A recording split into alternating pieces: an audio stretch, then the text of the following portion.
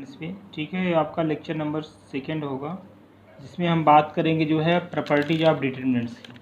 ठीक है, क्वेश्चन को सॉल्व करने के लिए जो है जो डिटरमिनेंट्स की प्रॉपर्टीज हैं वो आपको लर्न होना ज़रूरी है, तभी आप क्वेश्चन को ईजिली जो है सॉल्व कर सकते हैं।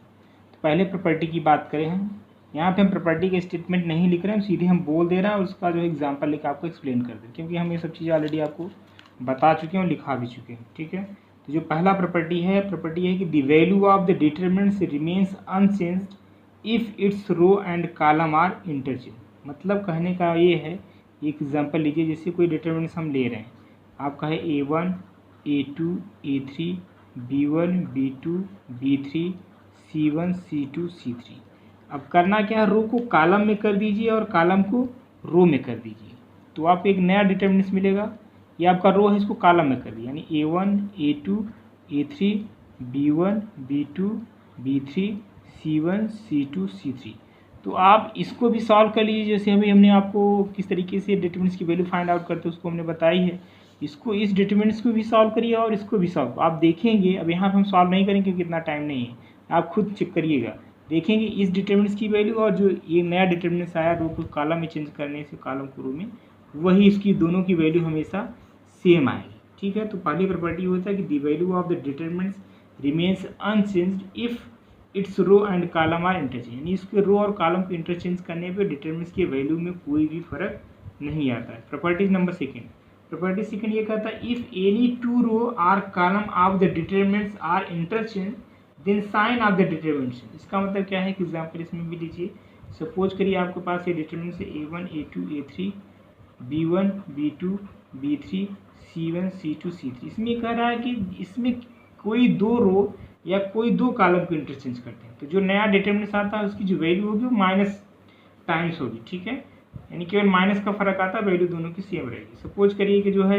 A1 A2 A3 को जो है यहाँ पे लिख दीजिए। ठीक है, R3 बेस पे। ठीक है, A1 A2 A3 और इसका जो एलिमेंट्स यहाँ पे C1 C2 C3 और ये B1 B2 B3 को वही रहने देते हैं। ठीक है, इसकी जो वैल्यू आएगी क्या आएगी, delta 1 equals to minus times delta, यानी दोनों की न्यूमेरिकल वैल्यू तो सेम रहेगी, बस साइन चेंज हो जाएगा। ठीक है, यानी सिर्फ कोई भी दो रो या दो कॉलम, जैसे कॉलम को इंटरचेंज करते हैं तो भी माइनस टाइम्स आता, वैल्यू सेम आती है। हमने इसको क्या किया, जो ये आपका R1 था हमने किस पे R3 पे ला दिए और R3 को R1 के प्लेस पे, और R2 आपका SS था, तो जो डिटरमिनेंट्स की वैल्यू होगी सेम होगी, बस क्या माइनस टाइम्स हो जाएगी। ठीक है, तो ये तो हुआ प्रॉपर्टी नंबर 3। हाँ, एक बार और कर देते हैं इंटरचेंज तो माइनस माइनस प्लस कर देगा। ठीक है, तीसरी प्रॉपर्टी की बात करें, तीसरी प्रॉपर्टी ये कहता है if any two row or column of the determinants are identical then the value of determinants is 0। तीसरा ये कहता है एग्जांपल कि भाई कोई भी दो रो या दो कॉलम आइडेंटिकल हो, आइडेंटिकल का मतलब सेम। एक एग्जांपल लेते हैं, जैसे हम ये लिख दें 3 2 3 4 5 6 3 2 3। यहाँ पे आप देख रहे हो कि जो R1 है और R3 है दोनों क्या है, आइडेंटिकल है यानी सेम है, तो इसको बिना सॉल्व किए आप डायरेक्ट इसकी वैल्यू क्या ले सकते हैं, 0। ठीक है, आप सॉल्व करके चेक कर लीजिएगा, आपको 0 ही मिलेगा। तो प्रॉपर्टीज मालूम होने से फ़ायदा यह होता है कि भाई इसको सॉल्व नहीं करना पड़ता, सीधे आपको पता है भाई कोई ऐसा डिटरमिनेंट जिसकी दो रो या दो कॉलम आइडेंटिकल होती है जिसकी वैल्यू 0 आती है, तो आपको विदाउट सॉल्व किए जो है डायरेक्ट आप इसको 0 लिख सकते हैं बाय यूजिंग द प्रॉपर्टी। ठीक है, नेक्स्ट प्रॉपर्टी नंबर 4 की बात करें, if each element of row or column of determinant is multiplied by a constant k then its value get multiplied by k। Simple see इसका मतलब ये है, कोई डिटरमिनेंट्स लेते हैं, मान लो A1 B1 C1 है, A2 B2 C2 है, C2 A3 B3 C3 है, ये कोई डिटरमिनेंट्स है, इसमें हम किसी कांस्टेंट से मल्टीप्लाई करें, किसी कांस्टेंट से मल्टीप्लाई। ध्यान रखना मैट्रिक्स और डिटरमिनेंट्स में ही एक डिफरेंस, मेन डिफरेंस ये है, यदि हम किसी एलिमेंट से मल्टीप्लाई करेंगे तो या तो किसी रो में मल्टीप्लाई होगा या तो किसी कॉलम में, ध्यान रखना डिटरमिनेंट से। लेकिन मैट्रिक्स में क्या होता था, सारे एलिमेंट्स में मल्टीप्लाई होता है, तो हम यहाँ पे किसी रो में मल्टीप्लाई करें, सपोज किसी कांस्टेंट से A1 के B1 के C1, ये आपका वही है A2 B2 C2 A3 B3 C3, तो इसकी जो वैल्यू आएगी कुछ नहीं, k टाइम्स, यानी लैम्डा की वैल्यू जो है k टाइम्स ऑफ लैम्डा हो जाएगी। ठीक है, तो वैल्यू वही रहेगी जो कांस्टेंट जिससे मल्टीप्लाई करे, बस उसी का जो है इसमें मल्टीप्लाई करे, डिटरमिनेंट्स की वैल्यू। ये आपकी जो है प्रॉपर्टी 4 हो गई। नेक्स्ट प्रॉपर्टी नंबर 5 की बात करें, हालांकि ये जो मेन प्रॉपर्टी यही है 5 4। ठीक है, प्रॉपर्टी नंबर 5 ये कहता है if some or all elements of row or column of a determinants are entries that is sum of two determinant. Simple इसका मतलब क्या है, एग्जांपल लीजिए, जैसे मैं लिखूँ a1 plus lambda times a2, यहाँ पे लैम्डा 1 लिख देते हैं, plus lambda 2 a3 plus lambda 3, यहाँ पे आपका वही b1 b2 b3 c1 c2 c3।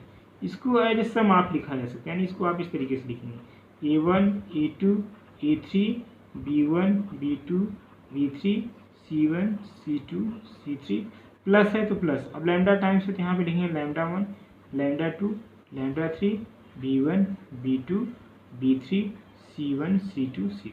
ठीक है, तो किसी भी डिटरमिनेंट को यदि प्लस टाइम्स कोई कांस्टेंट लिखा है as a sum of two, इसको आप प्लस करके लिख सकते हैं। ठीक है, ये तो रही प्रॉपर्टीज़ की बात। अब हम कुछ इंपॉर्टेंट क्वेश्चंस हैं एक्सरसाइज 4.1 में आप देखेंगे कुछ क्वेश्चंस है, उसको हम करा देते हैं।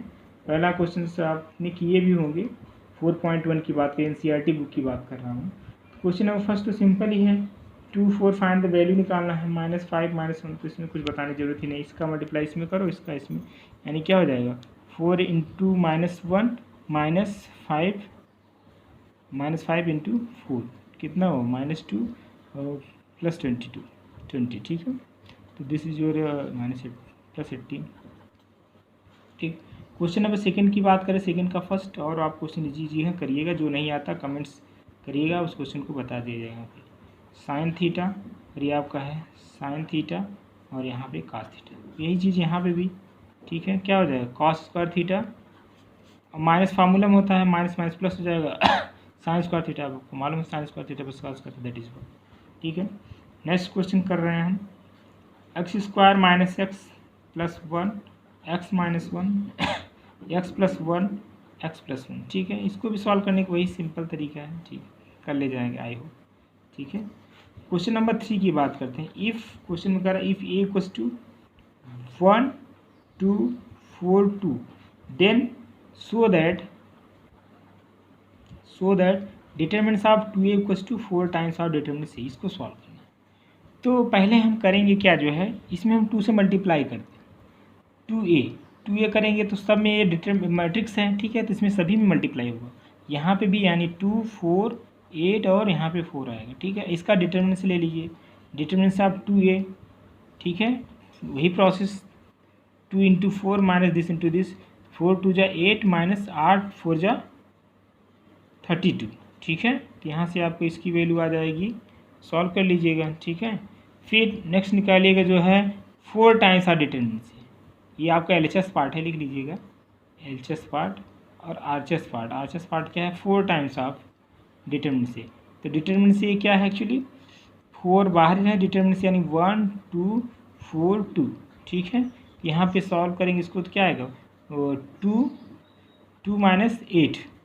ठीक है, यहाँ से आपको मिल जाएगा जो है -6 इंटू 4 -24। इसको भी आप सॉल्व करेंगे, ये भी आपको मिलेगा -20। तो आप एलएचएस इक्वल्स टू आरएचएस।